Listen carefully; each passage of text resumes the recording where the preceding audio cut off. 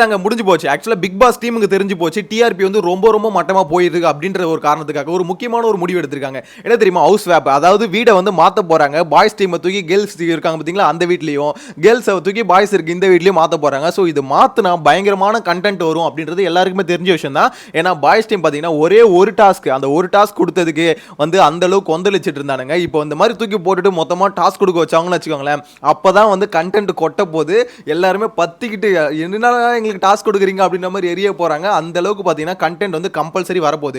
இது எதுக்கு இந்த மாதிரி பண்றாங்க அப்படின்றது பார்த்தீங்கன்னா, ஆல்ரெடி எல்லாருக்குமே தெரியும் வீட்டுக்குள்ள பார்த்தீங்கன்னா சுத்தமாக கண்டென்ட்டே இல்லை, டிஆர்பியும் அது மாதிரி மண்ணு மாதிரி போயிட்டு இருக்கு. நம்ம விஜய் சேதுபதி சார் இருக்கார்ல, அவரால் முடிஞ்ச அளவுக்கு பார்த்தீங்கன்னா இந்த ஷோவை எந்த அளவுக்கு செங்கலா செதுக்கி காலி பண்ண முடியுமோ அந்த மாதிரி பார்த்தீங்கன்னா ஒரு கோட்டை வந்து உடச்சிக்கிட்டு இருக்காரு.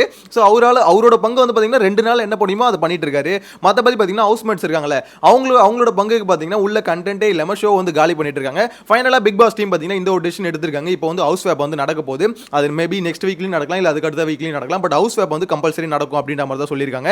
அதே மாதிரி கிரியேட்டிவிட்டியும் இப்போ சேஞ்ச் ஆயிடுச்சு. ஸோ கம்பல்சரி இதுக்கப்புறம் பார்த்தீங்கன்னா கொஞ்சம் கண்டென்ட் கிடைக்கும் அப்படின்ற மாதிரி ஒரு நம்பிக்கையை நம்மளுக்கு வந்து கொடுத்துருக்காங்க அப்படின்றத இப்போதுலேருந்து தெரியுது.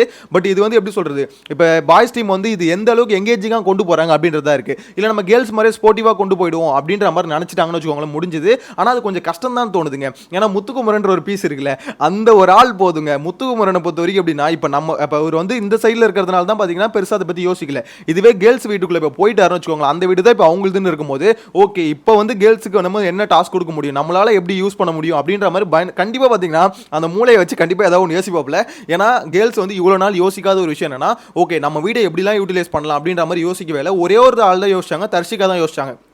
லிவிங் ஏரியாக்குள்ளே வந்துட்டு போகிறதுக்கு வந்து டாஸ்க் கொடுக்கணும் அப்படின்ற ஒரு இடத்துல மட்டும் தான் யோசிச்சாங்க.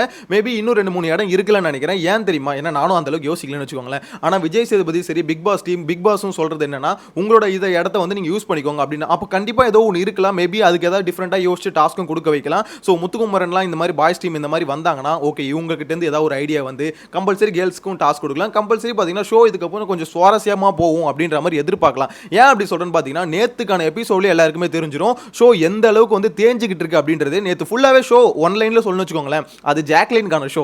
ஜாக்லினுக்கு எந்த அளவுக்கு முட்டு கொடுக்க முடியுமோ முட்டு கொடுத்தாப்ல. ஆக்சுவலாக அது தப்புன்னு சொல்லலன்னு வச்சுக்கோங்களேன். ஏன்னா ஜாக்லினுக்கு வந்து ஏதாவது ஒரு இடத்துல சேனல் ப்ராடக்ட் தானே, அவங்களுக்கான ஏதாவது ஒரு கெயின் வந்து கொடுத்து தான் ஆகணும். ஜாக்லினும் பார்த்தீங்கன்னா அவங்களுக்கு கிடைச்ச அந்த ஸ்பேஸை வந்து பயங்கரமாக யூஸ் பண்ணிக்கிட்டாங்க.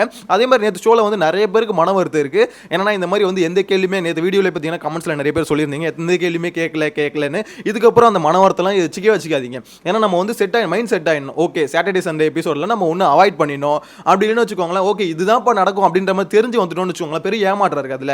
ஸோ ஏமாற்றம் இருக்கக்கூடாதுன்னு நினைச்சீங்கன்னா நீங்க வந்து இப்படி தான் இருக்கும், ஷோ மட்டமாக தான் இருக்கும் அப்படின்னு நினைச்சு வந்துருங்க. இன்கேஸ் உங்களுக்கு வந்து பார்த்தீங்கன்னா இல்லை ஷோ நல்லா இருக்கும், எங்கேஜிங்காக இருக்கும் அப்படின்ற மாதிரிலாம் நினைச்சு வந்துட்டீங்கன்னா கண்டிப்பாக ஏமாற்றத்தோட தான் போவீங்க.